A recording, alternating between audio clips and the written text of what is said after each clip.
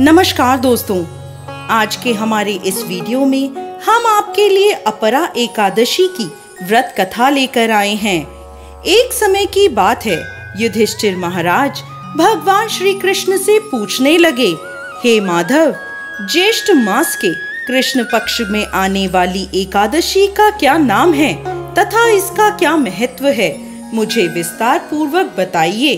हे युधिष्ठिर, आपने जन कल्याण के लिए बहुत ही उपयोगी प्रश्न पूछा है। ज्येष्ठ मास के कृष्ण पक्ष में आने वाली एकादशी का नाम अपरा एकादशी है। यह एकादशी प्रेत योनि में गई हुई जीवात्मा को मुक्ति प्रदान करती है। इसलिए इस एकादशी के दिन अपने पूर्वजों का ध्यान करते हुए व्रत का पालन करना चाहिए। पुरातन समय में महीध्वज नाम का एक महान राजा राज्य करता था। वो बहुत ही धर्मात्मा था। उसके राज्य में प्रजा सुख पूर्वक निवास कर रही थी। उनका छोटा भाई वज्रध्वज अत्यंत क्रूर और अन्यायी था।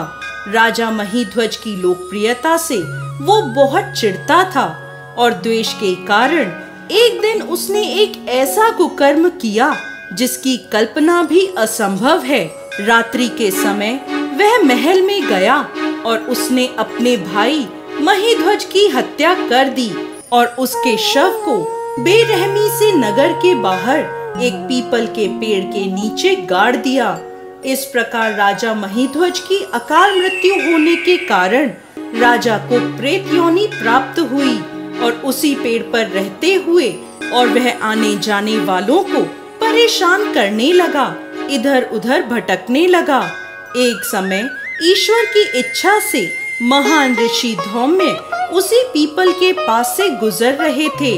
तब उन्हें उस प्रेत के होने का आभास हुआ। अपने तपोबल से उन्होंने उस प्रेत को देखा और यह भी जान लिया कि उसकी यह दुर्दशा कैसे हुई थी। उदार मन वाले ऋषि ने प्रेत की योनि में रहने वाले राजा को पेड़ से नीचे उतारा और उन्हें परलोक विद्या का दान दिया। करुणा से वशीभूत होकर ऋषि ने राजा को प्रेत योनि से मुक्ति प्रदान करने हेतु अपरा एकादशी का अनुष्ठान किया और उन्होंने एकादशी का पुण्य फल राजा को अर्पित कर दिया। इस पुण्य फल के प्राप्त होते ही राजा महीध्वज की प्रेत योनि से मुक्ति हो गई और वह ऋषि को धन्यवाद देते हुए दिव्य विमान में विराजमान होकर वैकुंठ को चले गए। कथा को समाप्त करते हुए भगवान श्री कृष्ण कहते हैं, हे युधिष्ठिर, जो भी व्यक्ति अपरा एकादशी का श्रद्धा और निष्ठा पूर्वक पालन करता है वह असीमित पुण्य संचित करता है। यह एकादशी ब्रह्म हत्या, भ्रूण हत्या, धन संचय के लिए शास्त्रों का अध्ययन, गुरु की निंदा आदि पापों से मुक्ति प्रदान करती है।